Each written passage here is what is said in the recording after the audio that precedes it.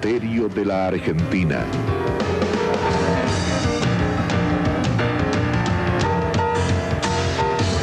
A medida que profundizamos en nuestras excavaciones, no nos quedan dudas de que la Argentina existió alguna vez. Pero lo que nos seguimos preguntando es, ¿cómo era aquel país? ¿Cómo y por qué desapareció?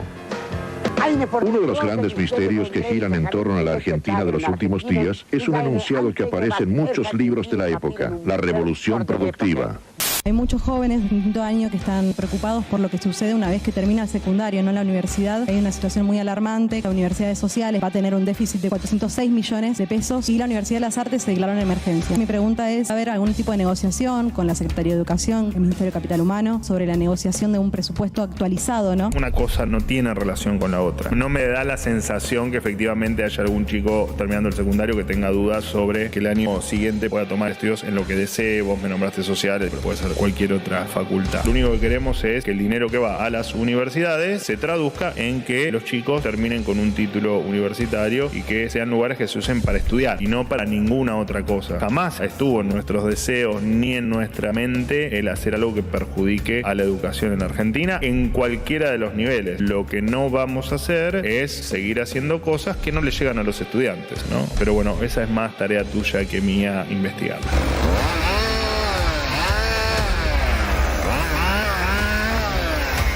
Por último, el gobierno nacional manifiesta su sorpresa ante una carta firmada por científicos extranjeros.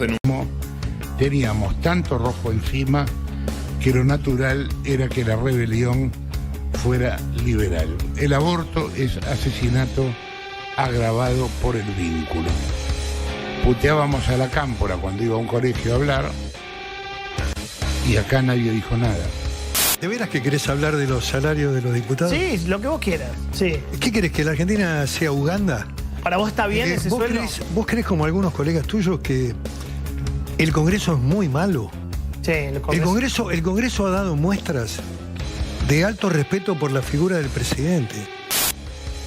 En lugar de haber hecho un acto solemne como él quería, entraron las barra brava, que eran iguales a los del ultraquinerismo, y convirtieron el escenario en un lugar para que cantaran, aplaudieran. Todo ridículo. No hubo un grito, una agresión. Lo hemos escuchado incluso. Eso estuvo muy bien. Hasta los agravios. Sí, la verdad que el Congreso es casi un Congreso francés. Pero está bien que se aumenten 30% en los jubilados, ¿no? 1.500.000 pesos ganaba un diputado. Escuchame una cosa. Les voy a dar un ejemplo. El funcionario que se sirve de su cargo es oligarca. No sirve al pueblo sino a su desmesurada ambición. 1.500.000 pesos ganaba un diputado. Escuchame una cosa. Si no hay consumo, señores, no hay capitalismo, no hay posibilidades de crecimiento de la economía. Si nosotros hacemos planes de ajuste, si la gente no puede gastar plata, si la gente está endeudada en el más del 100% de sus posibilidades, yo quiero que alguno me diga cómo vamos a hacer para que vuelva a crecer la economía si no hay consumo. Si el capitalismo es eso. Y a los cancheros y cancheras y cínicos que lo celebran, que festejan, que se alegran, bueno, sepan que la historia es larga, amigos, amigas, la historia es larga y que en este caso nosotros no fomentamos la venganza, pero lo voy a decir a título personal, soy muy rencoroso, así que los anotaremos a todos los que están festejando las desgracias que atraviesa el pueblo argentino. Sumo algo más. Y después tenés la parte, si querés, de hotelería de esto. Después tenés la otra parte. Y es que mucha de esta gente gastaba y cargaba a la empresa, a Nación Seguros, cargaba sus gastos personales. El almuerzo suponete que está contemplado, pero hay algo que se conoce, ya que lo sabe todo, en un restaurante de la esquina donde está el edificio de Nación Seguros, donde iban a comer y tenían cuenta abierta para comer los empleados, también iban a la noche y se llevaban la vianda para la comida de su casa. Más que sorprende, es parte de la preocupación que hoy tenemos respecto de, bueno, nosotros, o por lo menos yo en lo personal, que vengo planteando la necesidad de esta reflexión sobre lo que hicimos mal. Parecía que lo que no habíamos hecho mal era la corrupción y parece que también. Digo, la verdad que era lo que faltaba del presidente Alberto Fernández. Yo lo único que espero que dé las explicaciones del caso en la justicia y que la justicia actúe como corresponde qué es lo que debe pasar en un país serio. Eso, ¿verdad? Yo en algún momento de mi vida también he tenido una relación sexual con un travesti y no tengo miedo de decir, no, espera, atención, presidente. Atención, presidente, lo hice yo, presidente, atención. Por favor, colegas. Lo hice yo por decisión propia, cuando ya era mayor de edad y nadie me obligó. Pero yo sé muy bien cuál es mi sexualidad. Estoy bien casado con una hermosa esposa. Ahora, tienen que tener cuidado con lo que dicen. Hay hombres y hay mujeres. De 4 años de gobierno, 3 años la industria creció. Durante 37 meses creamos empleo. Dejamos el gobierno con la cifra más baja de desocupación de los últimos 37 años. Durante 37 meses creamos empleo. Y en el 2023, la falta de dólares es lo que más determinó el crecimiento inflacionario. Pero hay que tener en cuenta que nosotros venimos con una inflación más o menos promedio de 7-8 puntos mensuales. Uno no sabe ya a esta altura si la Argentina es emocionante, ¿no? O es para llorar. Todo el día contenido en esos minutos que nos propone Equipo de Noticias en el arranque del programa, para hablar fundamentalmente de esa motosierra que está más vigorosa que nunca, que tiene más carga que nunca y que va encontrando pus, donde realmente ingresa o en el estamento del Estado que ingrese. Lo veían Alberto Fernández. Alberto Fernández está imputado en una causa que tiene tipificado varios delitos, desde malversación de fondos públicos, abuso de autoridad, hasta defraudación al Estado, pasando por otros. Uno no sabe a esta altura si Alberto Fernández conocía todo lo que pasaba en esos organismos públicos que contrataba de manera directa con Nación Seguros a través de brokers, a través de intermediarios que se llevaban a una comisión. A esta altura no lo sabemos si él era consciente de esto, porque claro, rige el principio de inocencia y seríamos realmente gente que podemos prejuzgar si no tenemos en cuenta esto. Hoy Alberto Fernández habló sobre el tema de esta investigación. En instantes aquí en Equipo de Noticias ustedes van a tener a Giordano, al ex titular de ANSES, a uno de los denunciantes, charlando con nosotros. Quiero que escuchen a Alberto Fernández en México. ¿Lo tenemos? Porque Alberto Fernández, que viene ensayando una defensa mediática, en México, donde se enteró de su imputación, vuelve a decir que la culpa la tenemos los medios de comunicación. Sí, eso dijo Alberto en las últimas horas. Escúchenlo. Puedo hacer política sin dañar al otro y sin ensuciar al otro.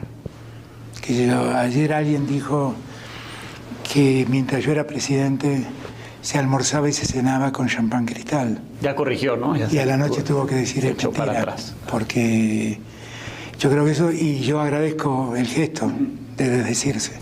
Bueno, yo quisiera que todos tuvieran la misma actitud.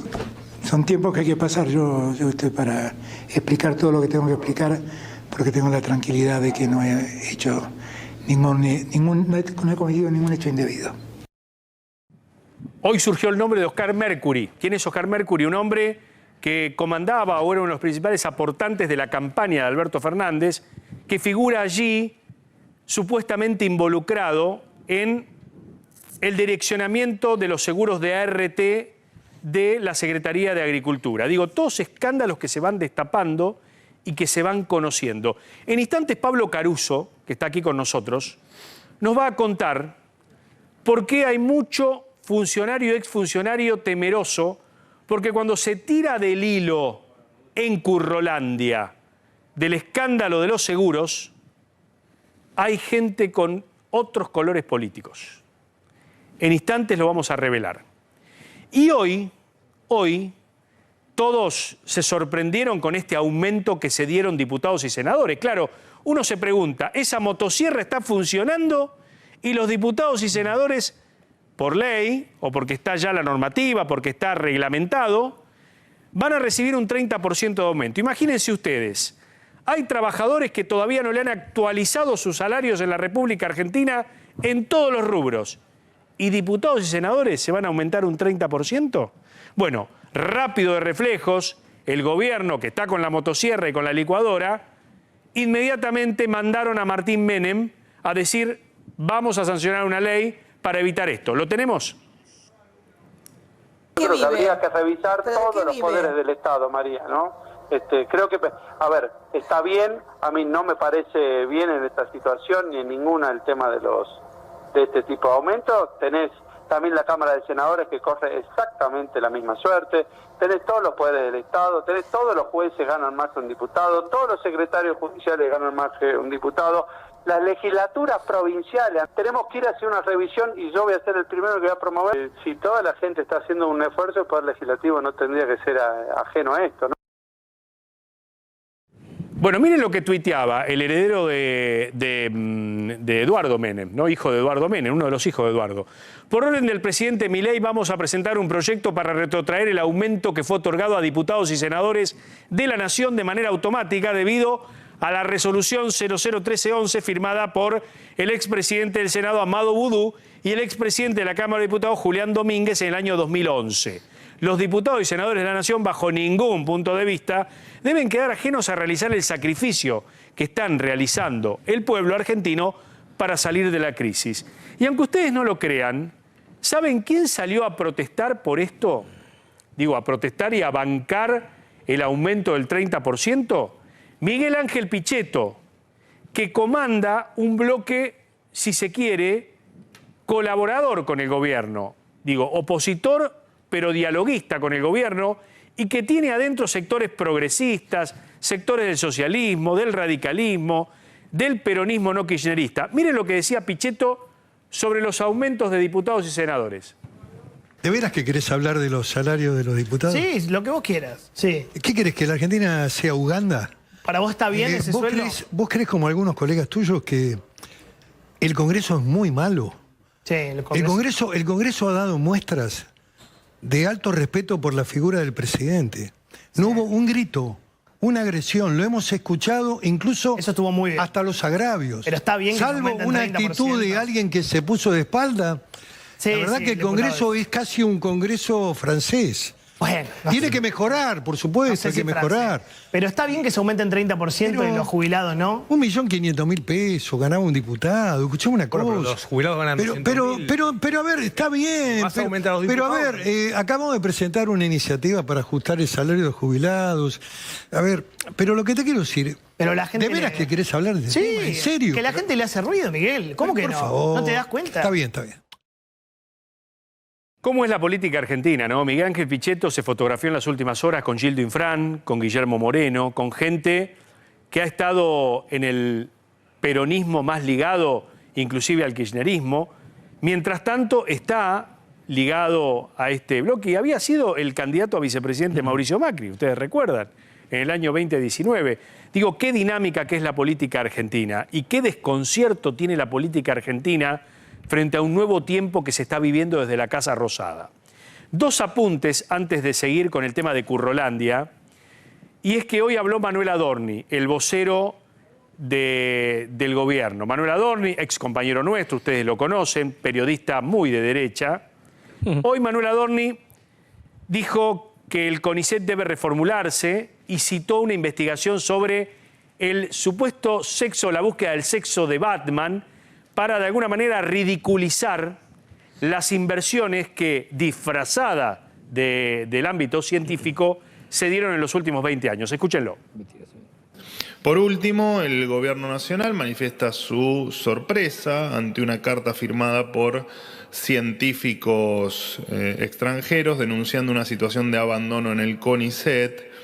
El Gobierno Nacional apuesta a la ciencia y tecnología, siempre lo vamos a hacer, y de hecho, se está construyendo un CONICET que pone sus esfuerzos en el desarrollo de la bioeconomía o en la inteligencia artificial aplicada a la medicina, no en uno que gasta su tiempo en recursos en investigaciones de dudosa utilidad, como aquel que, por ejemplo, abordaba la orientación sexual de Batman.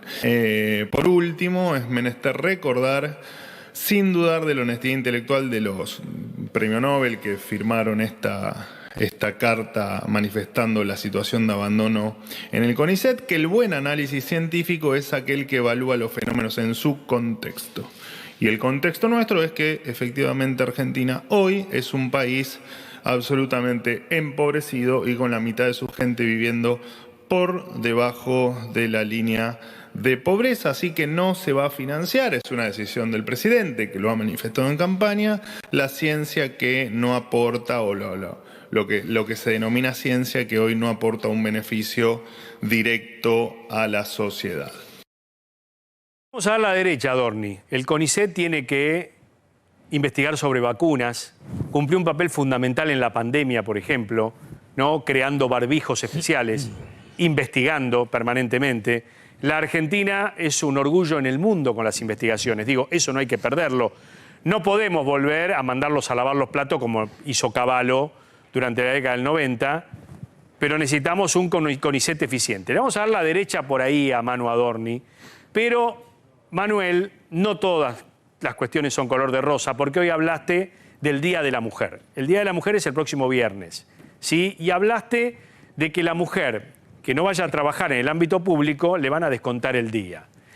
La verdad, Manuel, que estamos en una Argentina inmersa, en una Latinoamérica, donde, a pesar de que se quiere instalar de que hay igualdad entre el hombre y la mujer, hay desigualdad entre el hombre y la mujer, pero una desigualdad positiva, porque la mujer goza de una protección especial en toda Latinoamérica. Te invito, Manuel, a leer la Convención de Belén do Pará contra toda forma de violencia contra la mujer, ¿sí? De violencia física, sexual, psíquica y hasta de violencia vicaria, ley que todavía no tenemos en Argentina. La violencia vicaria es cuando el hombre le pega a una parte para realmente afectar a la mujer. Bueno, en un país donde matan a una mujer cada 20 horas, no conmemorar como corresponde el 8 de marzo, la verdad, Manuel, que no sé si entra dentro de las lógicas de la motosierra. Digo, si una mujer en el ámbito público no quiere ir a trabajar, como en el ámbito privado, digo, ni la empresa tiene derecho a descontarle el día, ni el ámbito público tampoco. Te di la derecha y te di la izquierda, ¿no? Porque la verdad que me parecía que era necesario en este día donde pasaron muchísimas cosas. Volviendo a Currolandia, volviendo a Alberto Fernández, quiero escuchar, antes de ir a Pablo Caruso con una primicia, a Gisela Marciota, porque miren quién criticó a Alberto Fernández, hasta la diputada Marciota, escúchenlo.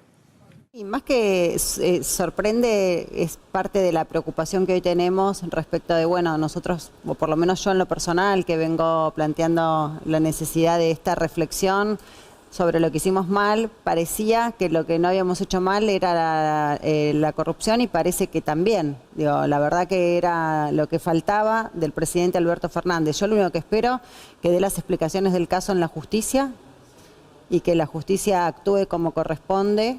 ¿Qué es lo que debe pasar en un país serio? Bueno, la bienvenida a todo el equipo, pero arranca Pablo Caruso, porque aparentemente si tirás del piolín de esta causa, puede haber sorpresas. ¿Qué dicen, Mariano, buenas noches, desde el entorno del expresidente Alberto Fernández? Primero dicen, antes del decreto de Alberto Fernández, que estipuló que todas las empresas del Estado tenían que asegurarse efectivamente con el Estado, a través del Estado, porque si no era un coto de caza para el sector privado y que eso era lo que venía ocurriendo, dicen, bueno, después de esa decisión, el expresidente Alberto Fernández no tiene que ver en cómo gestionó cada organismo del Estado efectivamente cada situación. Y además dicen, cuidado porque quizá broker tiene una connotación peyorativa, la intermediación es el problema, pero a veces son muy complejos esos contratos y se dan situaciones y siniestros muy complejos y siempre hay que beneficiarles, hay que entender muy bien, digamos, ese campo de juego. Ahora, ¿qué dicen en el entorno de Alberto Fernández también? Dicen, cuidado, porque si tiran mucho del piolín, del tema de las intermediaciones, en el tema de los seguros del Estado, van a empezar a aparecer muchos colores amarillos. Epa, después lo vamos a hablar con Giordano, que vamos a charlar un ratitito nada más. Que es quien efectivamente hizo la primera advertencia de que podría haber irregularidades. Todo esto se tiene que investigar, Mariano, lo dijiste vos, y siempre lo sostenés. Todo esto es presunto, esto es lo que se está investigando. Sí, claro. Hay que ver primero si hay delito y después cuáles son las responsabilidades. Aparecieron los nombres del ex titular de Nación Seguros y cercano, Alberto Fernández, Alberto Pagliano. Apareció también Héctor Martínez Sosa, uno de los brokers, esposo de la ex secretaria de Alberto Fernández, pero aparece un nombre propio que es Pablo Torres García. Pablo Torres García, este hombre. Ahí lo tenés en imagen. ¿Quién es este hombre? ¿Quién es Pablo Torres García? Bueno, hizo buena parte de su posición económica durante la gestión del expresidente Mauricio Macri cuando Macri era jefe de gobierno porteño. Ajá. En ese momento llega a Mauricio Macri a través del hermano de la vida de Mauricio Macri, Nicolás Caputo, pero también conocido de Edgardo Sensón, de Federico Salvay. Y en ese momento dicen que es su idea, porque conocía muy bien ese mundo, de crear la dirección de seguros. Y que a partir de ahí comienzan a darse una enorme cantidad de negocios, o si vos querés, de vínculos entre el Estado y aseguradoras que estuvieron bajo sospecha en aquel momento. Entonces dicen, cuidado, porque si empiezan a tirar, empieza a aparecer color amarillo y hay que ver quién se inquieta en esta situación. Insisto, el primer desafío es, ¿hay delito o no hay delito? Después, ¿quiénes son responsables? Pero cuidado porque si creen que salpica a un solo color político, están muy equivocados. Muy bien, en instantes hablamos con Giordano y la seguimos. Juan Manuel Urtubey, ex gobernador de Salta, está con nosotros. Bienvenido. ¿Cómo te va? Bienvenido. Muy bien, muchas gracias. ¿Todo bien? ¿Qué país tenemos, no? Es muy complejo, la verdad es que es muy complejo. Y es importante tener en cuenta por qué estamos en esta situación, ¿no? Porque, viste, a veces el reduccionismo en el análisis te hace pensar, bueno, todos los problemas empezaron hace 60 días, 90 días en la Argentina, no. Digamos, la situación en la cual este gobierno empieza su gestión es detrás de una herencia calamitosa de décadas de desastre en términos de administración, con buena o mala fe. A mi juicio, lamentablemente, el camino equivocado, el camino elegido es el camino equivocado, a mi juicio, pero obviamente debo respetar que la gente... La voluntad de la gente, claro. Exactamente, ha ido por otro lado. Claro.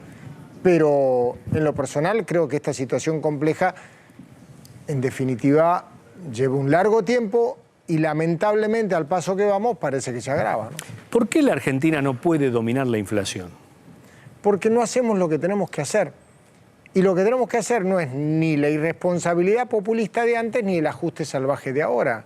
Es administración responsable con incentivo al crecimiento de la actividad económica. Nosotros pasamos de expansión económica berreta a través de emisión, de gasto público, de toda esa historia, al ajuste salvaje que termina asfixiando la actividad económica.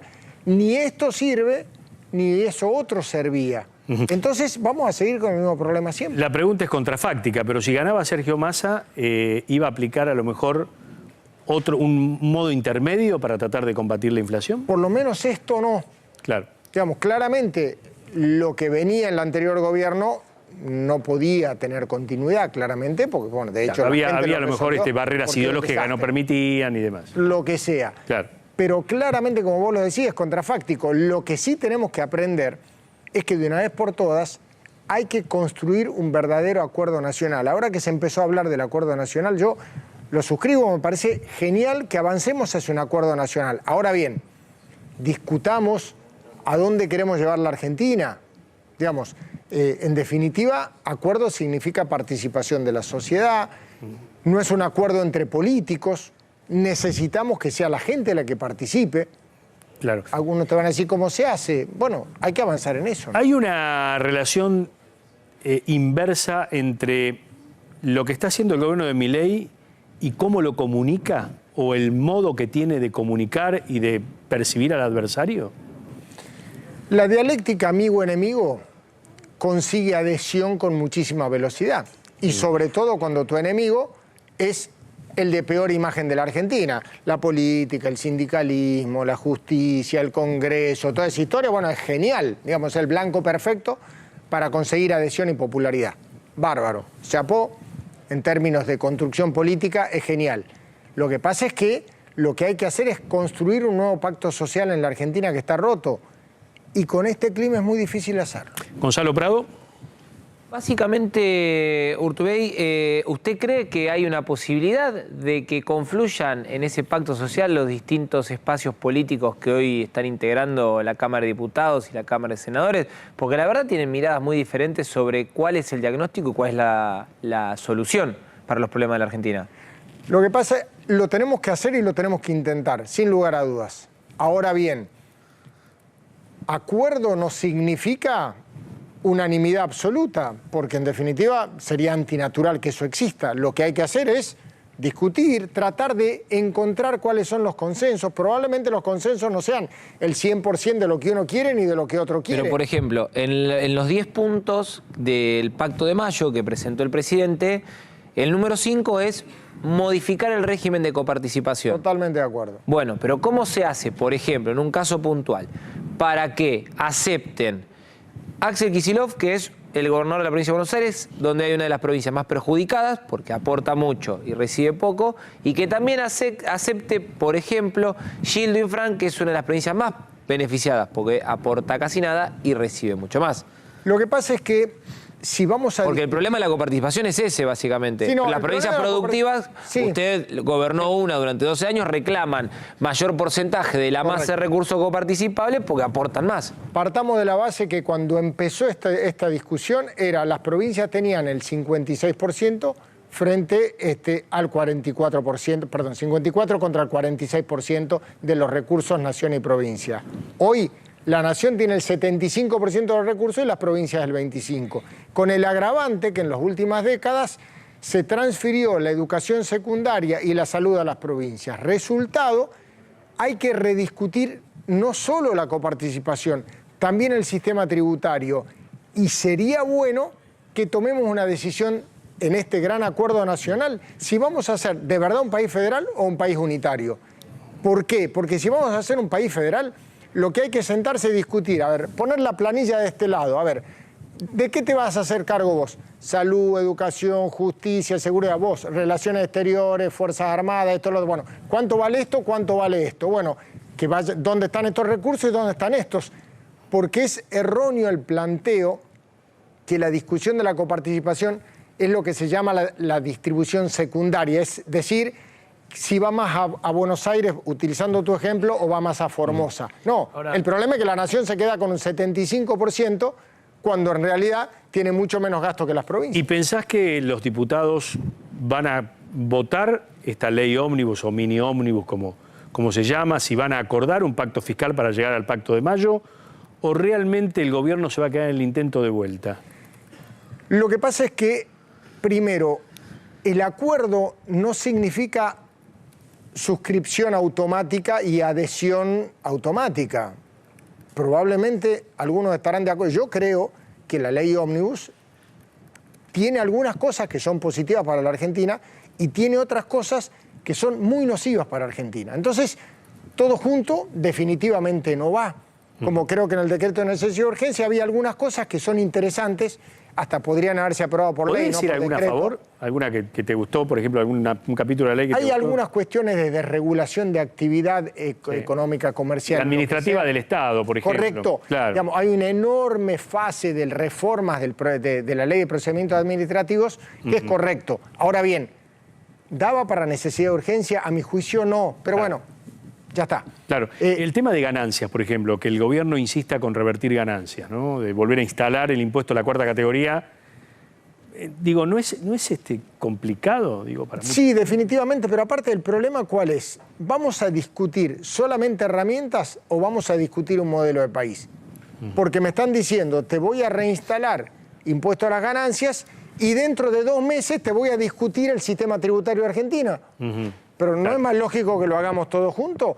La Argentina tiene más de 160 impuestos. ¿Vamos a seguir creando impuestos o vamos a simplificar el sistema? Luis Rosales. Hola, Juan Manuel. ¿Qué tal? Buenas noches. Gusto de verte. La gente se cansó, parece, ¿no? Y eligió lo que eligió.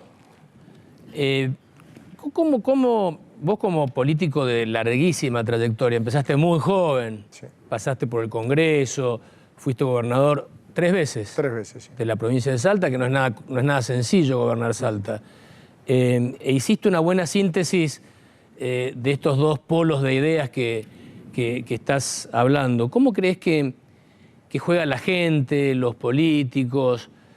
¿Dónde lo ubicás a Milei ahí? ¿Cómo termina esta historia? Claramente el más hábil de todos es Milei, de hecho es el presidente.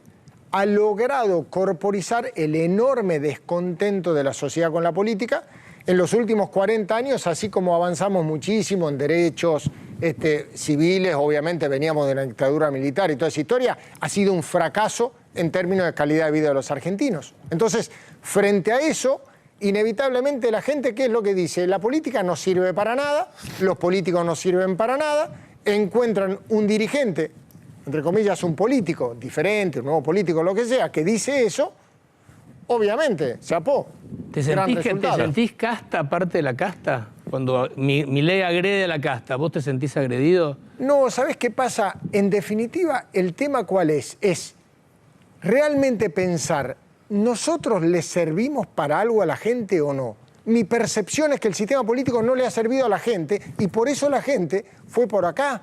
Entonces, lo primero que hay que entender es, ¿esto tiene que ser algo positivo para la Argentina? Sí, para que podamos discutir estas cosas que no nos animamos a discutir. Está bueno que se plantee no solo necesidad de acuerdo, pero acuerdo en serio. Y repito, acuerdo de la gente, no de la política. Claro. Hay antecedentes de acuerdos en donde nosotros en la provincia de Salta, cuando hicimos el Consejo Económico Social, luego del Plan de Desarrollo Estratégico, el acuerdo no lo hizo los gobiernos ni los políticos, lo hizo la sociedad civil. Las fuerzas vivas. Y nosotros después nos subimos a ello. Es interesante. El diálogo argentino fue lo mismo en el 2001 en la Argentina.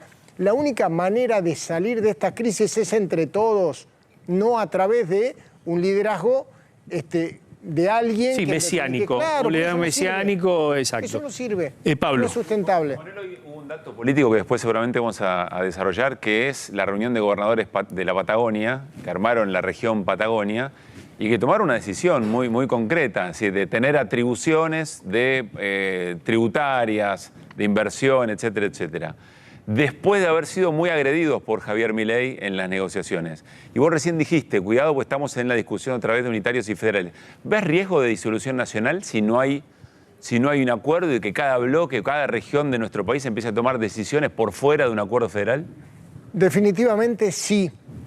Y ahora bien, la única manera de realmente resolver esto es definir en serio qué queremos ser y no ser un poquitito de cada cosa. ¿Pero viste riesgo de disolución nacional en el conflicto? Vamos a ver, ¿vamos a ser un país federal, sí o no? Si vamos a ser un país federal, pues es bueno que las provincias empiecen a retomar responsabilidades tributarias, no solo en gastos, sino fundamentalmente en ingreso, y determinemos cuáles son los gastos de nación. O sea, a mí me parece que es importante rediscutir, generar una reforma del Estado. Pero la reforma del Estado no es cerrar TELAM. La reforma del Estado es sentarse a decir, a ver, ¿es razonable que haya organismos que hagan lo mismo en la nación y en las provincias? ¿Es razonable que nosotros tengamos duplicidad de funciones entre uno y otro nivel del Estado? No, no es razonable. Entonces, esas son las cosas que me parece que hay que discutir. Porque claro, pero Juan Manuel, de fondo lo que estás planteando es que un tipo de liderazgo específico puso en riesgo la Unión Nacional. Más allá de después, si técnicamente hay una política determinada que hay que cumplimentar de una forma u otra. El dato político es el que a mí me preocupa respecto a la... Es correcto, pero ¿sabes qué pasa? Es que yo ¿Lo desautorizaron o lo empoderaron? Pero Gonzalo, ese es el deseo de los gobernadores. Ahora... Es la condición de los gobernadores. La condición de los gobernadores. Por la experiencia de lo que hemos vivido hasta ahora, de lo que lo conocemos a Milei antes, él habitualmente no negocia así. Bueno, ¿sabés quién salda? Es muy bueno lo que dice Luis, porque hoy pasó otra cosa muy importante, que yo creo que salda la pregunta original sobre quién va con más fuerza a la reunión de mañana. ¿Y sabés quién es? ¿Quién? El Fondo Monetario Internacional. Bueno, eso me llamó muchísimo la atención, ¿no? Ahí el programa anterior, el de Maxi Montenegro, titulaba el fondo se volvió zurdito, una cosa así. Claro. ¿Qué pasó? El Fondo Monetario Internacional, primero, hace algunos días, Guita Gópina dice, necesitamos consensos, necesitamos acuerdos. Hoy, y no Guita, ¿verdad? COSAC Juli Cosa, que es la vocera del Fondo Monetario Internacional, dijo, entre otras cosas, que había que tener mucho cuidado con los sectores sociales y con jubilados. Vamos a ver una placa que es, en realidad, 2 tramos de lo que efectivamente dijo la vocera del Fondo Monetario Internacional, que es muy interesante para repasar. A ver. Dada la muy delicada situación social, junto con las ya muy altas tasas de pobreza en Argentina, será importante asegurar asistencia social adicional y preservar el valor real de las jubilaciones. Atención con lo que se están cayendo del sistema, atención con las jubilaciones. Pero mira este segundo párrafo, también interesante, la portavoz del Fondo Monetario. Es muy importante para nosotros que según el programa la carga del ajuste no recaiga sobre las familias trabajadoras y los segmentos más vulnerables de la población. Si vos no, bueno, lo corre por izquierda el fondo. Lo corre por izquierda. Muchachos, la motosierra no está sobre la casta. Tenemos normalmente una mala interpretación de lo que es el Fondo Monetario Internacional. Es un organismo político, en este caso dirigido en una gran medida, siempre está dirigido por quien dirige los grandes países. En Estados Unidos está entre comillas, porque a nosotros nos parece imposible que eso suceda, la centroizquierda norteamericana gobernando Estados Unidos. Pero es que así es. En Estados Unidos, Biden... Para Estados Unidos. Para Estados Unidos. Dentro para el mundo. Lo tenés a Trump y lo tenés a Biden. La grieta gobierna la izquierda de la grieta en Estados Unidos. Entonces el fondo está orientado un poco más para ese lado, menos consenso de Washington, más gobierno de Biden. Esto no es una mirada socialdemócrata del Fondo Monetario. El Fondo Monetario lo que está diciendo es, macho, ese ajuste que nosotros queremos y nos interesa, si descuidás el desborde social, además, no lo vamos a poder llevar adelante sostenidamente. Nosotros lo hemos, en parte por una línea de pensamiento en Argentina, lo hemos demonizado. Y el fondo es un prestamista de última instancia al que siempre tiene que dirigirse la Argentina, porque hacemos las cosas pésimo en Argentina. Está bien, pero tiene el artículo 4, tiene el artículo 4 de revisión, que toda la vida se marcó como exigencia. El fondo condiciona las políticas de aquellos países en virtud del interés de las empresas de los países que lo dirigen. No, eso no es así. Yo creo que el fondo está abriendo el paraguas. A mí me parece que el fondo está abriendo el paraguas. ¿Cuántos países del mundo acuden al fondo por año a pedirle plata al fondo? Muy pocos países. Los países están haciendo las cosas muy mal. Y la Argentina es el cliente permanente del Fondo Monetario porque no somos capaces de vivir, de ordenar nuestra economía. Más allá de la historia del fondo, que si querés lo podemos discutir en cualquier momento, al fondo lo que le preocupa es que el ajuste de Milei, con el que está de acuerdo, porque también Juli Cosa lo dice, que el ajuste de Milei sea sostenible en el tiempo. Al fondo lo que le preocupa es que le devolvamos la plata. Eso es verdad. Para que le devolvamos la plata, tiene que haber, en el fondo son políticos inteligentes los que están, como los países. Para devolverle la plata a un país tiene que crecer. Y por eso Luis, mismo, este país está con tasas de crecimiento muy profundas. Por eso mismo te dice, tiene que haber balance entre lo político y una economía. Quiere hablar sana. Prado. Déjemelo hablar al Prado del cumpleaños. Igual hay un dato que pasó desapercibido en la discusión con el fondo y que se va a ver mucho en el Congreso.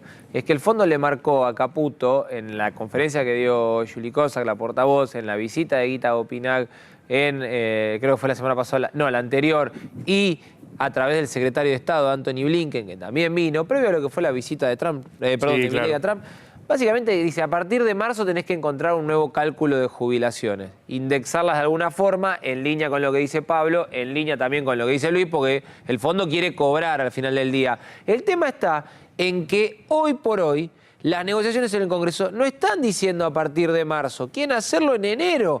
Lo que le está preocupando al fondo en este momento también es que haya un acuerdo político entre un sector del PRO, la coalición cívica, hacemos coalición federal y el peronismo, y que te retrotraigan a enero la movilidad jubilatoria por inflación. Claro. Con lo que tendrías que darle ya mismo, ni bien está esa ley en vigencia, más de un 60% de aumento de los jubilados, y eso tira abajo, es un exocet al plan económico de Caputo. La traducción política de eso es, acá tenés sectores muy sensibles para la vida política en la Argentina. Está bien, lo han hecho siempre.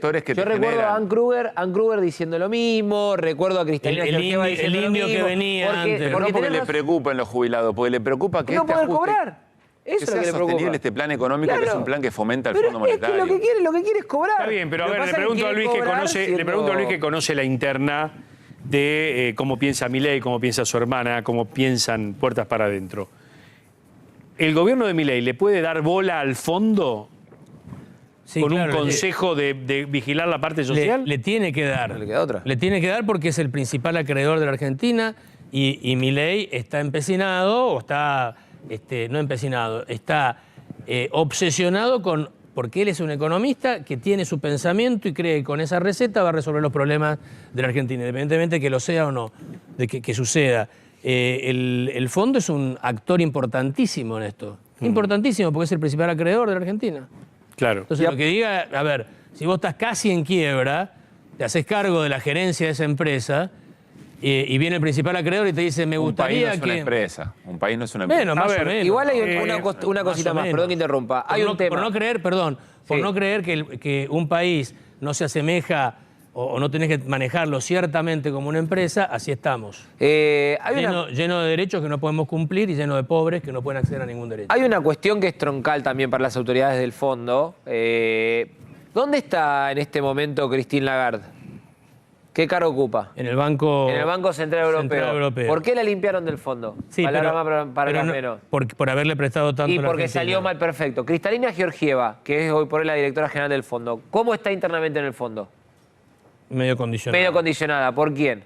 Por Gita Gopinath, que representa a Janet Yellen, que es la secretaria de Estado de los Estados Unidos. Bueno. ¿Por qué está mal? Dame un segundo, que esto en serio es importante. ¿Por qué está mal? Porque volvió a fracasar el segundo acuerdo. Entonces también se están cuidando su propio puesto. Claro. Son todos funcionarios públicos, Mariano, dentro del fondo. Está bien, yo digo, hay voluntad del presidente Milei, de su ministro de Economía, de cambiar el curso de ese camino. Bueno, les voy a proponer, y presten atención a esto, que está pasando en la República Argentina con el mercado eléctrico. Sí, porque por un default eléctrico, sí, es decir, por una deuda que el gobierno tiene con las intermediarias de electricidad, es decir, aquellos que se encargan de la generación y del transporte de la energía, la compañía Transener avisó a la bolsa que no tiene fondos para pagar los salarios de abril. Claro, es una medida que no tiene precedentes. El ministro de Economía, Caputo, interrumpió el pago de los costos de generación y transporte de la energía. Es un virtual default lo que ha pasado en la Argentina. Ustedes saben que Transener es una de las empresas más importantes del sector eléctrico, una empresa que funciona perfectamente.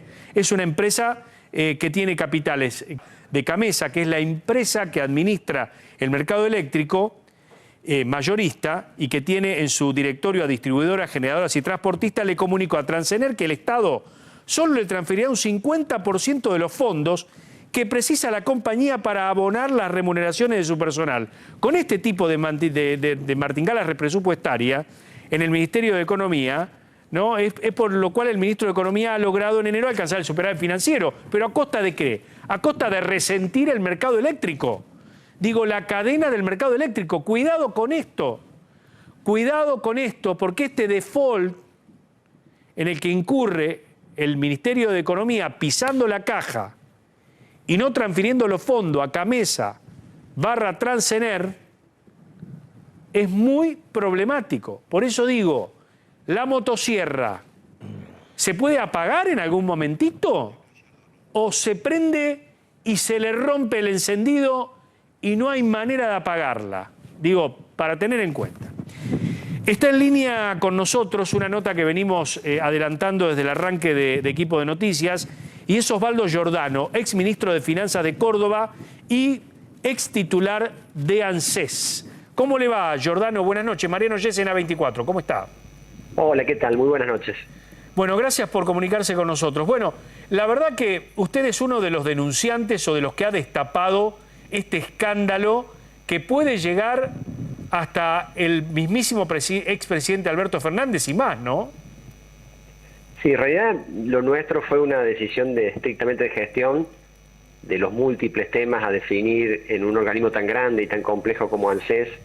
Apareció este tema de los seguros y lo nuestro fue tomar una decisión en relación a qué hacer con la cobertura del riesgo que tiene ANSES de que, fallecido un jubilado, se pierda el recupero del crédito. Eso tradicionalmente ANSES lo administró bajo la figura del autoseguro, es decir, crear un fondo interno en función de, alimentado por el descuento, un pequeño descuento sobre la cuota que pagan los jubilados, y con eso cubrir los quebrantos que generaban los jubilados que fallecen. Esa modalidad cambió en el anterior gobierno a través de un sistema de seguro. Bueno, y eso es lo que nos preocupó al ver lo que costaba ese seguro. Ante esa duda, existía un camino que era, bueno, investigar cada uno de los componentes de ese gasto, tratar de reducir la póliza que cobraba Nación Seguros. Y hubo el otro camino que era más rápido, más simple, más expeditivo, que nos permitía tener una respuesta acorde a los tiempos que necesitábamos, que era comparar el costo del autoseguro con el seguro. Afortunadamente ese camino llegó a lo que yo pensaba que iba a pasar, ¿no? Que el autoseguro es más eficiente para este tipo de cobertura, y tomamos la decisión de suspenderlo. Ahora, ¿usted se asustó con los 1.700 millones de pesos que tenía que pagarles a las compañías? ¿Cómo es esto? ¿Se asustó en serio? En ANSES asusta todo, porque son todas cifras grandes, claro, en distintos rubros. Te diría que esta no fue la que más tiempo nos llevó en tomar una decisión y en cómo encarar, ¿no?, la baja de costos, porque en definitiva de lo que se trata es de reducir costos y mejorar servicios. En este caso la comparación fue muy contundente en cuanto a que el seguro era más barato, es decir, que le convenía al Estado volver a la figura del autoseguro, y por eso, bueno, en enero comunicamos a Nación Seguro de que suspendíamos, no renovábamos la póliza. Luego, ya fuera de ANSES, apareció, digamos, toda la trama después que ANSES paga, cuando ingresa el dinero a Nación Seguros. Bueno, toda una definición, digamos, en cuanto a cómo se usaban esos fondos, que para nosotros era desconocida. Nosotros no conocíamos en ANSES qué hacía Nación Seguro, cómo administraba esos recursos.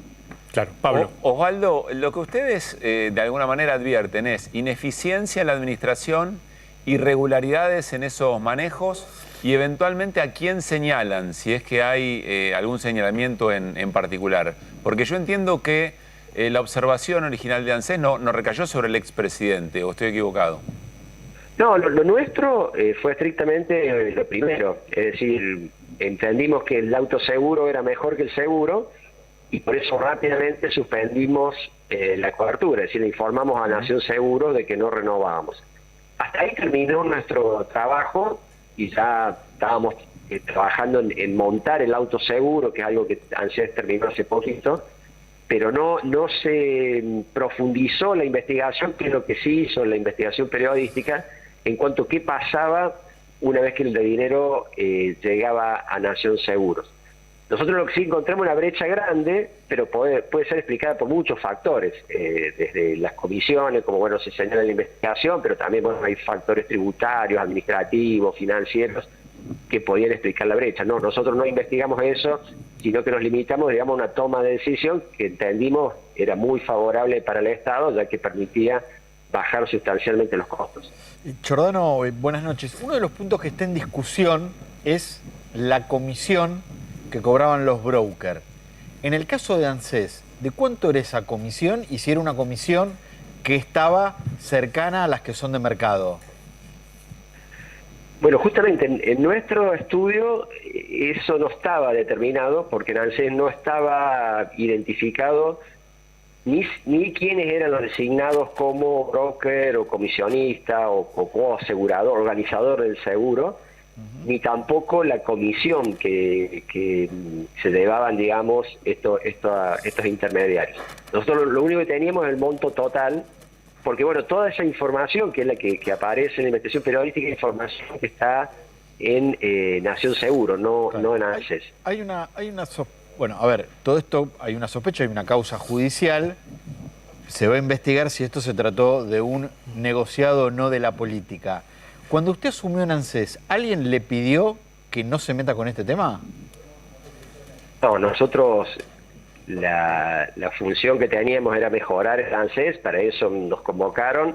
Entiendo que es por que valoraron lo que hicimos en Córdoba en términos de modernización del Estado, es decir, un Estado más austero, mejor controlado, sobre todo un Estado más empático con la gente en términos de facilitarle la vida a la gente y no complicársela con trámites engorrosos. Esa era nuestra misión, nuestra tarea, Y como les decía antes, fue una de las muchas decisiones que fuimos tomando, porque la gestión te abruma, digamos, con la cantidad de problemas, tratándose de un organismo tan grande. Fue una de las muchas decisiones que fuimos tomando a lo largo del tiempo, y que además hay que tomarlas con rapidez. Como les digo, esto lo vimos en diciembre, en enero comunicamos la no renovación, que terminaba en febrero la cobertura, e inmediatamente a ponerse a organizar el régimen de autoseguro para no quedar fuera de la cobertura. En esas muchas decisiones que cuenta que tomó el tiempo que estuvo en ANSES, ¿se encontró con otras cuestiones sospechosas o que le llamaron la atención respecto de los fondos del organismo? Digamos, la que más tiempo nos llevó fue por ejemplo, recursos humanos, donde dimos casi 500 bajas de cargos políticos, que fue muy difícil identificarlos, porque bueno, se habían hecho como una especie de concursos para entrar a planta permanente cuando no correspondía. Eso nos insumió mucho esfuerzo y mucho trabajo, y te diría que en términos de monto es más importante que el seguro, el volumen de recursos que implicaba esas 500 bajas que se dio.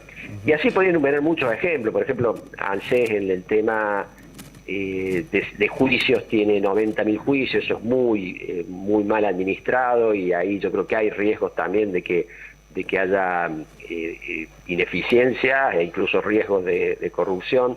Y así te puedo enumerar muchos temas, otros más relacionados con la burocracia que generan, es decir, mucho trámite presencial, poco uso de la tecnología, obligar a la gente a esperar mucho tiempo, a llevar papeles innecesarios, información y documentación innecesaria, en tener respuestas lentas. Bueno, todos esos problemas de gestión que implican primero costos para la gente, pero también costos internos, porque cuando uno hace mal las cosas termina gastando más. Luis. Giordano, me gustaría hacerle alguna pregunta política a usted, saliendo de este tema en particular. Su llegada al gobierno fue interpretada al comienzo de la gestión de Javier Milei como una clara demostración de una especie de acuerdo político, por lo menos con un sector del peronismo que gobierna la provincia de Córdoba. Su salida del gobierno también se interpretó como una ruptura de ese acuerdo político. ¿Esto es así o fue una interpretación del periodismo, de algunos otros políticos, errónea? Te agradezco la pregunta, porque efectivamente está subyacente esta idea de que había un macroacuerdo entre el peronismo de Córdoba y el gobierno nacional, en el cual supuestamente hubo una serie de cargos que se le entregaron a exfuncionarios de Juan Schiaretti, y a cambio se suponía el acuerdo para apoyar algunas iniciativas del Ejecutivo en el Congreso. En mi caso, concretamente, desconozco lo de los otros, pero supongo que es parecido. La convocatoria fue exclusivamente, como les decía antes, por un tema de gestión, por los antecedentes que tengo yo y mi equipo. Entiendo, básicamente, porque bueno, vieron las reformas que hicimos en Córdoba, las mejoras de gestión, cómo bajamos costos, cómo mejoramos la atención de la gente, desburocratizando, modernizando, y así se me lo planteó desde el inicio. Es decir, como la idea de replicar las experiencias de Córdoba en un organismo como ANSES. En ningún momento estuvo implícito ese acuerdo, y por lo tanto, bueno, el luego reclamar que mi pareja, que es diputada por la provincia de Córdoba, no votó la ley, claro. No votó la ley, está totalmente fuera de lugar. Osvaldo, a mí me gustaría preguntarle, usted que viene de la Caja de Córdoba, sabemos que hay la Caja de Jubilaciones de Córdoba paga buenas jubilaciones, por lo menos yo como cordobés sé que hay mucha gente contenta en Córdoba con el tema de las jubilaciones. Preguntarle cuánto debería ser la mínima que puede pagar el Estado Nacional, después de haber pasado por ANSES. ¿Cuál debería ser la mínima al día de hoy? ¿Y por qué el sistema de reparto no es sustentable y se quiere ir a una FJP de nuevo, o a un sistema de FJP de nuevo? Mira, yo creo que el sistema está en una tremenda crisis, y la manifestación más dramática de esa crisis son los paupérrimos niveles de haberes. Hoy, en febrero, hemos llegado al nivel más bajo del siglo, incluso más bajo que en el crisis del 2002, pero es fruto, bueno, de un conjunto de malas decisiones, además, obviamente, del contexto tan desfavorable, ¿no?, en términos económicos e inflacionarios. ¿Pero cuánto debería ganar un jubilado con la mínima? No te puedo dar un número. Sí. Lo cierto es que hoy el sistema da para lo que da, y para cambiar esa realidad habría que cambiar muchas cosas, sobre todo en términos de organización del sistema. Es decir, es necesario un ordenamiento integral de la normativa previsional que va mucho más allá de la discusión que habitualmente hay en Argentina, no exclusivamente de la movilidad. Hay que replantear un conjunto de reglas bastante más integrales que permitan, por un lado, tener más solvencia y tener más capacidad para mejorar los haberes, y también corrija problemas de equidad, porque así como vos señalás el nivel de la mínima, que sin duda es absolutamente insuficiente, también ANSES paga haberes muy altos que no se justifican. Entonces, si pensáramos en algo que corrigiera todas esas distorsiones, no digo que la solución sea fácil, porque en ninguna parte del mundo, digamos, los sistemas previsionales funcionan por holgura, pero sí podríamos tener algo más justo, más solvente, y que tenga mejor capacidad de respuesta. Si a eso le agregamos una desburocratización de ANSES en términos de que los trámites no demoren meses, que la gente tenga que usar intermediarios o gente que la ayude a hacer los trámites porque son muy engorrosos, la calidad, digamos, de la atención, digamos, a los jubilados mejoraría. Está bien, pero ¿usted es partidario, como lo dice, de Pacto de Mayo, de ir hacia un sistema de jubilación privada de vuelta, o realmente eso sería otra vez caer en saco roto? Porque en la FJP quedaron pensiones que son miserables, ¿no?, para la gente que quedó en el remanente de los 90, ¿no? Mira, afortunadamente hay mucha experiencia en el mundo sobre el tema. Tenemos incluso 2 países vecinos, Chile y Uruguay, que han incursionado en estos esquemas, y creo que la respuesta es bastante clara. Creo que sobre todo el sistema uruguayo lo da claro, que el sistema de capitalización individual funciona en gente de ingresos medios y altos, y gente con capacidad de ahorro. Para esa gente es bueno, y te diría que es la mejor alternativa, la capacitación. Pero para nada resuelve el problema más masivo de la gente de salarios bajos, en donde su capacidad de ahorro es baja y por lo tanto la capitalización no puede hacer magia y darle una respuesta adecuada. Entonces, como lo tiene Uruguay, creo que lo que debemos apuntar es un sistema mixto, donde el sistema de reparto público resuelva el problema de la mayoría de la gente de bajos ingresos, y sí permitir e incentivar que la gente de ingresos medios y medios altos tengan la posibilidad de hacer su ahorro, y eso le permita, una vez que se jubilen, mantener el nivel de vida que tenían mientras eran activos. Cosa que hoy no ocurre, ¿no? Hoy, incluso gente de niveles medios se ve muy reducidos sus ingresos una vez que se jubilan. Tal cual. Giordano, gracias por este contacto con Equipo de Noticias, ¿eh? Gracias a ustedes, un gusto, y será hasta la próxima. Un gran abrazo. Osvaldo Giordano, ex titular de ANSES y ex ministro de Finanzas de la provincia de Córdoba. Bueno, vamos a hablar de Cristina Fernández. ¿Qué pasó con Cristina Fernández? Planteó un escrito basándose en Rodolfo Barra. Exactamente. No solo eso, pidió que Rodolfo Barra, actual funcionario del gobierno de Javier Milei, procurador del Tesoro de la Nación, esto es, el abogado del Estado, se presente en Comodoro Pi para declarar como testigo en la causa en la que Cristina Kirchner está condenada a 6 años de prisión por las obras públicas en Santa Cruz. Rodolfo Barra es actual procurador del Tesoro, es el jefe de los estados, un hombre muy reconocido en el derecho administrativo, así lo dicen quienes conocen tribunales, es un hombre de mucha experiencia en estos temas, fue juez de la Corte Suprema de Justicia de la Nación, fue ministro de Justicia de Carlos Menem, y Cristina Kirchner plantea ayer un dato que se sabía muy poco. El año pasado, Cristina Kirchner lo contrata a Barra como experto en derecho administrativo para que Barra haga un dictamen respecto del rol de los presidentes de la Nación en temas de presupuesto y obra pública. Ahora, sin imaginarse dónde va a terminar Barra. No, bueno, uno entiende que no. No creo, ¿no? Uno entiende que no. Tiene que haber sido adivina. De hecho, el dictamen que firma Rodolfo Barra es en septiembre del 2023. De hecho, Milei ya había pasado la primera vuelta, había pasado las PASO, pero todavía no había llegado la primera vuelta, mucho menos el balotaje, y no había asumido. Pero en septiembre del 2023, ya con Cristina condenada, Barra hace un dictamen en el que en líneas generales lo que dice es: Cristina Kirchner no tiene responsabilidad en la asignación de partidas presupuestarias para las obras públicas que se hicieron durante su gobierno, y uno puede decir que Barra concluye que Cristina Kirchner no comete ningún delito en el caso de la obra pública. De hecho, así lo plantea hoy el abogado de Cristina Kirchner, Alberto Beraldi, en una audiencia que se hizo en los tribunales de Comodoro Pi, donde se está discutiendo el fallo del tribunal oral. Claro, siempre se habló de una responsabilidad objetiva, ¿no? Bueno, siempre se habló de eso. De hecho, alguna vez hablé en Off the Record con un funcionario del gobierno de Alberto Fernández que consideraba esto, que en la causa vialidad la responsabilidad de Cristina era objetiva, pero realmente la situación complicada era en las causas Otesur y Los Sauces. ¿Qué es lo que dijo el fiscal en el juicio y qué es lo que dijo en el tribunal, qué es lo que dijeron los jueces del tribunal oral para condenar a Cristina? El empresario beneficiado fue creado de la noche a la mañana por Néstor Kirchner, que era su amigo.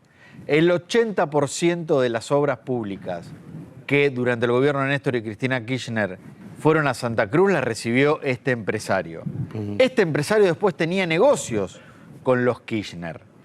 Y hay un hecho que hoy también lo pone la defensa: hay un decreto que Cristina Kirchner emite durante su presidencia en donde un fondo fiduciario le permite directamente a la Dirección de Vialidad poder manejar esos fondos. Hoy la defensa explicó y demás.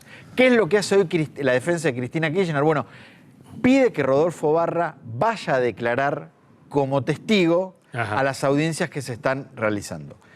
El fiscal que está en estas audiencias, fiscal de casación, Mario Villar, se opuso, dijo que en este momento del caso no se puede incorporar prueba nueva, entre otros argumentos, así que ahora la decisión es de casación respecto de si lo citan o no lo citan al funcionario de Milei a declarar en la causa contra Cristina. Muy bien, Martín. Bueno, 22-30 minutos, casi 22-30 minutos. Quiero que presten atención porque mucho hemos hablado de Santa Fe como una provincia dominada por las gavillas del narcotráfico. Mucho hemos hablado del conurbano bonaerense, de ese narcotráfico que está acá nomás, muy cerca, en San Martín. Vamos a hablar de una nueva narcoprovincia. Una nueva narcoprovincia donde hay policías, integrantes de la justicia, integrantes de la política que han sido cooptados por la narcocriminalidad. Martín Angulo. Bueno, y hoy fue el caso de un gendarme, un integrante de Gendarmería Nacional, que junto con otra persona fue detenida después de una persecución policial con 3 kilos de cocaína. ¿Dónde? En la ciudad de Resistencia. Chaco. En Chaco. En un comienzo, digo, eran 2 personas detenidas con 3 panes de cocaína, se hizo el operativo de rigor, se determinó que era cocaína, y cuando estas personas fueron identificadas, lo que la justicia y la Fuerza de Seguridad descubrieron es que una era integrante de Gendarmería Nacional. Qué bárbaro, qué bárbaro. Brutal, ¿eh? Y como decías vos, no es la primera vez que ocurre en Chaco que tenés funcionarios de distintos organismos del Estado que están involucrados en casos de narcotráfico. Atención con esto que está adelantando Martín Angulo. En instantes hablamos con el fiscal federal Patricio Sabadini, pero quiero que escuchen este hombre que habló hoy con el colega Luis Gasulla, tengo entendido en Radio El Observador, ¿no? En El Observador. Se llama Eduardo Martín Rodríguez, un denunciante. Miren lo que dice este hombre, lo que le dijo a nuestro colega Luis Gasulla. Y bueno, terminé siendo estafado por esta gente y ellos quedándose con la radio. ¿Cuánta plata le ofrecían y a cambio de qué? No, ellos me decían que yo te los 3 millones, pues yo tenía que poner $1,5 millones para comprar la radio y $1,5 millones para invertir en la radio, ¿no? Y pagar sueldos atrasados, deudas que la empresa tenía. Ellos me prometieron que si yo le daba los $3 millones a ellos en efectivo, ellos me los devolvían a través de la fiduciaria del norte y yo recuperaba mi dinero. Y fue lo que yo hice. ¿En efectivo de qué manera? ¿No fue por transferencia bancaria? No, en físico. Yo le llevé el dinero a Capitanía y a la residencia de Chaco en donde él vivía. ¿Y cómo, pero perdón, Eduardo, cómo le llevó la plata? Claro, porque ellos me decían que yo para poder comprar, para poder ingresar ese dinero ¿de qué manera? Radio Chaco, O sea, estoy tratando de dimensionar un palo verde, ¿dónde lo metiste? ¿Dónde lo metió? y en una valija muy grande, generalmente eran todos dólares y algunos pesos también, que era lo que nosotros íbamos a usar para pagar al personal, para pagar gastos de la empresa, y yo se lo dejé un domingo a Capitaní, ahí en la residencia de Chaco, que ahí quedaba cerca de Radio Chaco, y bueno, a partir del lunes algunos fondos fueron a parar a la fiduciaria, y de ahí ellos hicieron un ingreso de dinero en el fideicomiso que administraba Radio Chaco para que yo pagara los sueldos atrasados del personal y algunos gastos. ¿No le llamó la atención esto de llevar un bolso con plata? Sí, en ese momento, hoy quizás obviamente suena que es totalmente diferente. En ese momento me pareció rara la situación, pero como hablaban con tanta seguridad, Omar Yudi, Gustavo López, después Capitanín, que en ese momento era el hombre más importante que tenía el norte argentino en política y después fue quizás el más poderoso a nivel nacional, y era el candidato a presidente. Yo me hablaban del proyecto presidencial de Capitaní para el 2015, que era la persona que supuestamente iba a reemplazar a Cristina. Yo confié y me creí todo lo que me dijeron, ¿no? Bueno, lo saludamos al fiscal Patricio Sabadini, que está en línea desde Resistencia. ¿Cómo le va, Patricio? ¿Cómo le va, doctor? ¿Sabía de estas denuncias? ¿De estos bolsos con plata? No, esto me estoy enterando por usted. La verdad que desconozco cuando... ¿Nunca le llegó una denuncia así? Denuncia no. El hecho, igual hay que aclarar que el hecho de que no exista una denuncia no quiere decir que uno actúe de oficio, ¿no? Lo hemos hecho antes, así que pediremos el crudo después para investigar, ¿no? Bueno, así que puede llegar a investigar también el testimonio que salió allí en una radio colega. Recién Martín Angulo hablaba del tema del narcotráfico, de cómo el narcotráfico se está enquistando en distintos lugares, supuestamente en la provincia del Chaco. ¿Cómo va la investigación de esto?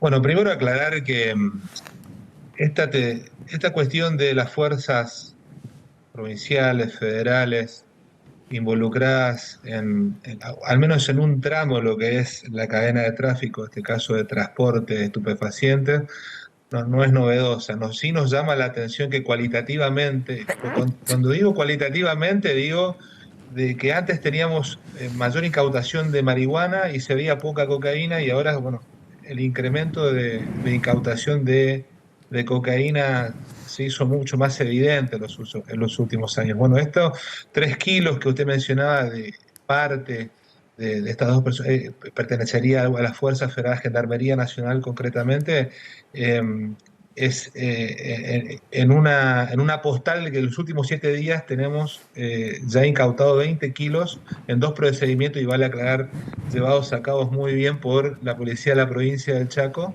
Estamos hablando de 20 kilos, un poco más, un poco menos, de cocaína, lo que va en la semana en la ciudad de Resistencia. Mucho, ¿eh? Así que bueno, y es bastante, ¿sí? Claro. El año pasado, bueno, tuvimos 2 situaciones muy extrañas, en la cual en cada una las incautamos 40 kilos de cocaína también en una dirección X de Resistencia, alguna causa en la cual está involucrado personal de la policía de la provincia, en el armado de causas, encontrando en un cielo raso 40 kilos de cocaína también. La verdad que nos llama mucho la atención ya, y es preocupante, ¿no? Y sobre todo cuando están involucrados parte de las fuerzas. Yo quiero aclarar, personas que malversan el uniforme, ¿no? No es una cuestión sistemática. Claro, que no son las generales de la ley, digo, no hay que generalizar. Digo. Doctor. No, por supuesto, esto en honor a, sobre todo, a las personas que trabajan muy bien. Sí, claro. De las causas judiciales que tiene, ¿qué surge del rol que tienen agentes de fuerzas de seguridad en este tipo de casos? Porque según la escuché, dijo encargados del tránsito, es decir, de llevar. Uno entiende que las fuerzas de seguridad dan protección y liberan zonas, no que forman parte del transporte de la droga. Bueno, tuvimos muchas causas. Voy a tomar como caso testigo 2. Una en la cual una comisaría, desmantelamos gran parte de una comisaría de la ciudad de Resistencia. No recuerdo si era la 9ª, no quiero hablar de más, pero en la cual estas personas tenían vínculos con narcotraficantes dedicados al narcomenudeo. Esta es una provincia que tiene dividida la competencia para mayor tráfico de drogas, la competencia federal, y para un microtráfico lo que tiene que ser con el Fuero Narcomenudeo Provincial, el Poder Judicial de la provincia, ¿no? Bueno, una persona se dedicaba al microtráfico y bueno, tenía una situación de connivencia con esta comisaría donde liberaban zonas y también actuaban coaccionados porque estos policías armaban causas y también involucraban, si se quiere, a la banda contraria, ¿no? Después tenemos una situación, una red en el interior en la cual está involucrado un funcionario del Poder Judicial de la provincia, no un fiscal, pero sí un ayudante fiscal. Los fiscales de narcomenudeo acá trabajan con ayudantes fiscales en el interior y bueno, se hace difícil por ahí el control, ¿no? Y era engranaje clave para lo que es el armado de causas y también no blanquear la real incautación que se producía. Por ejemplo, si incautaban 10 kilos de marihuana, en el acta figuraba 8 kilos, por dar un ejemplo. Y ese resto que quedaba en negro se encargaban de armar causas y... Bueno, pero hay una cuestión sistemática entonces. Digo, nosotros acá caratulamos este espacio del programa como la nueva narcoprovincia, ¿no? Porque realmente el narcotráfico comienza a escalar institucionalmente en distintos lugares. ¿Esto usted como fiscal federal lo está haciendo conocer, lo está alertando? ¿Usted cree que este es el comienzo, que esto viene de años, que recrudeció ahora? No, esto no recrudeció ahora, viene de varios años. Y quiero aclarar por qué eso no es una cuestión sistemática, porque gran parte de estas causas fueron, en la investigación, las que nos han ayudado como soporte de investigación, fue personal de las mismas fuerzas involucradas. O sea, hay una autodepuración del organismo y eso para mí es loable, ¿no? Claro. Cuando usted habla del organismo, habla de las fuerzas de seguridad. De las fuerzas federales.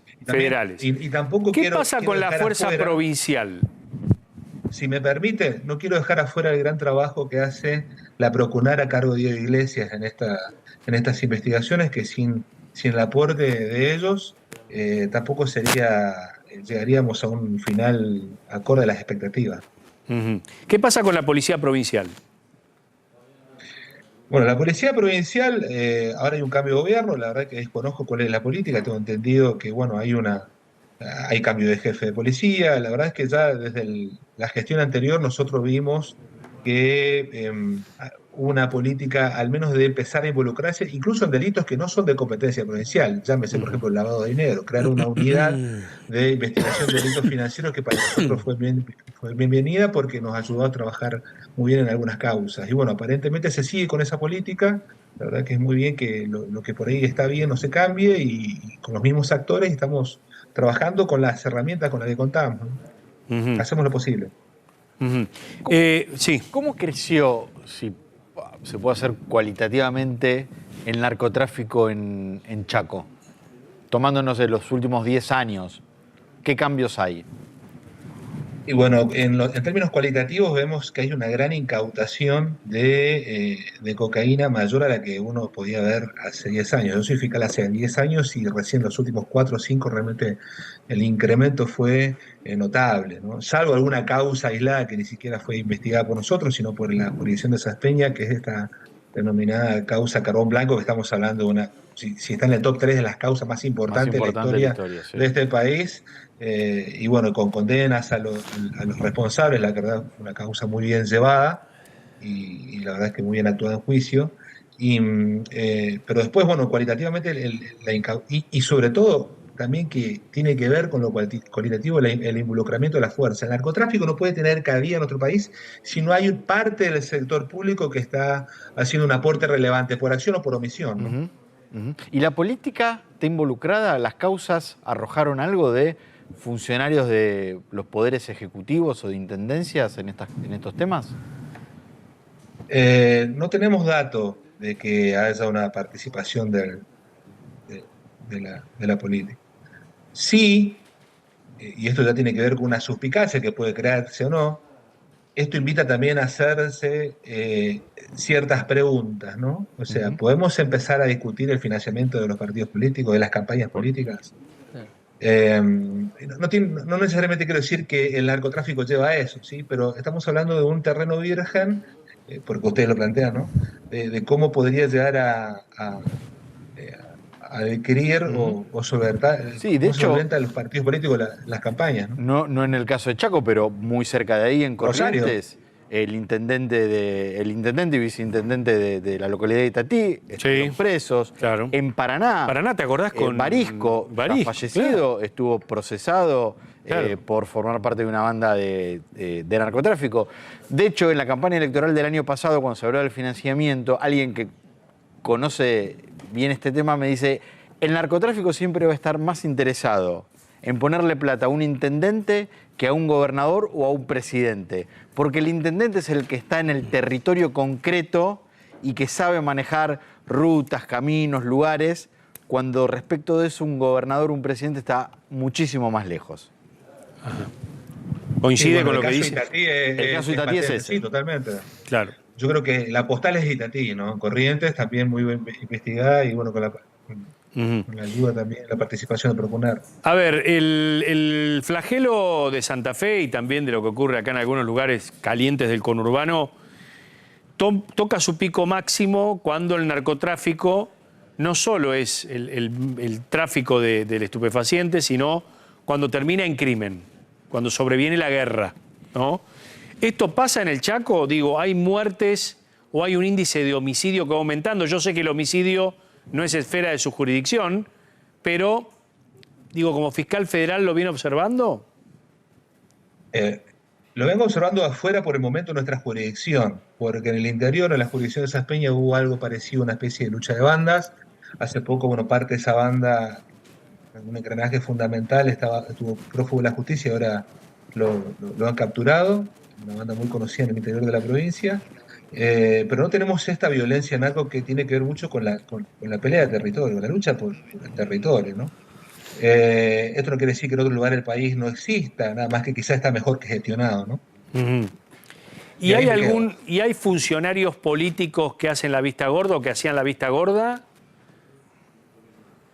Por el momento, y tiene que ver con la pregunta que hizo hoy, no vemos en ningún momento, al menos desde el punto de vista de la Fiscalía, tuvimos una poca o nula colaboración por parte de las autoridades públicas, ¿no? La verdad es que eso tiene mucho que ver. Me refiero a nivel provincial como a nivel nacional.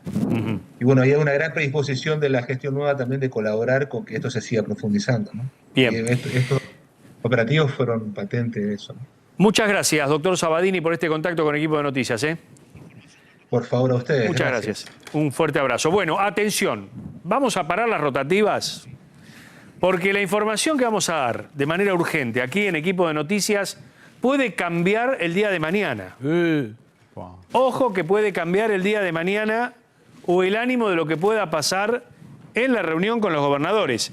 Noticia de último momento, 22:46, casi en los minutitos finales en este día jueves. Gonzalo Prado. El presidente Javier Milei hizo referencia a la situación con los gobernadores y sostuvo que el único error que cometió en los 90 días de su presidencia fue pensar que podía negociar en buena fe con ellos.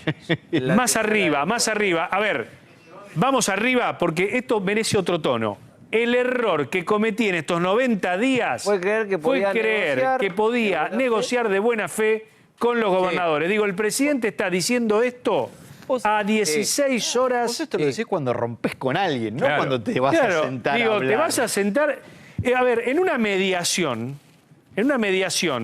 el requerido y el requiriente llegan con su patrocinio, ¿no? Y está el interés de cada uno.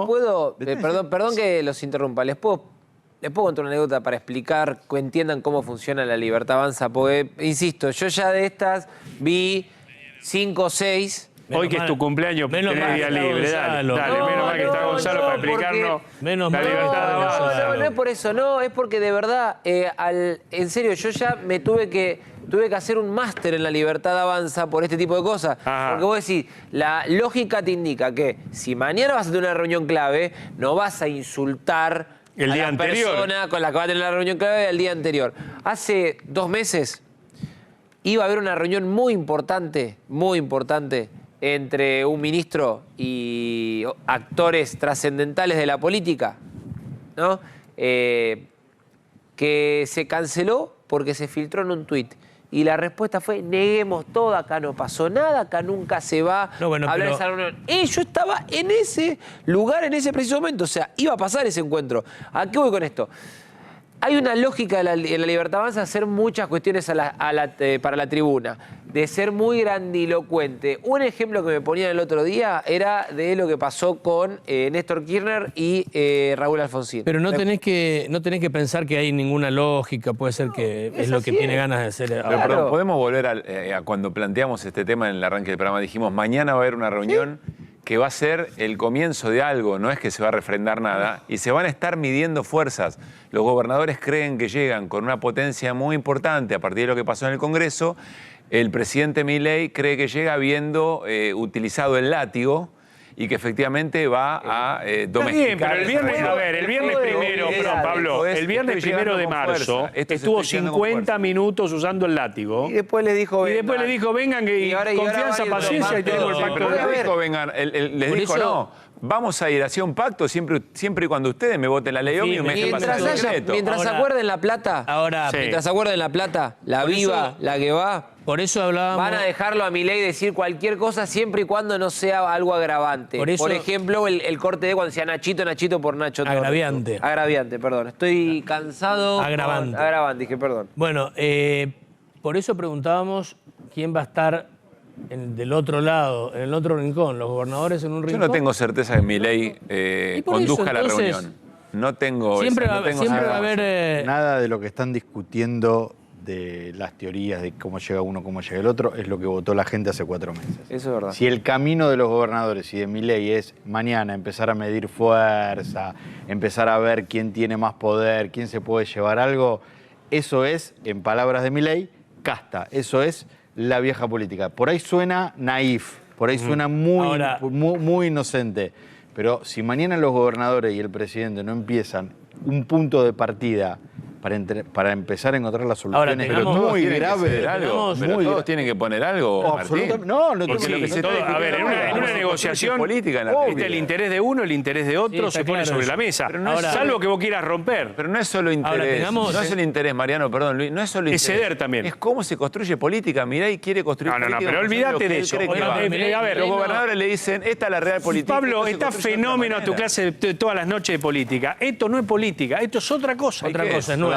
Estamos frente a un nuevo paradigma de manejo del Estado por gente que no es política. Exactamente, no viene la Terminemos, a ver, empecemos a mirar, en serio te lo digo, hagamos el ejercicio porque te va a amargar. ¿Sabés que te vas a amargar, Pablito? Te vas a amargar. Creer que Milei no es así. Te vas a amargar. No, Pablito. Hace política, pero sí. Pablito, te me vas a amargar. No quiero que te amargue, escuchá.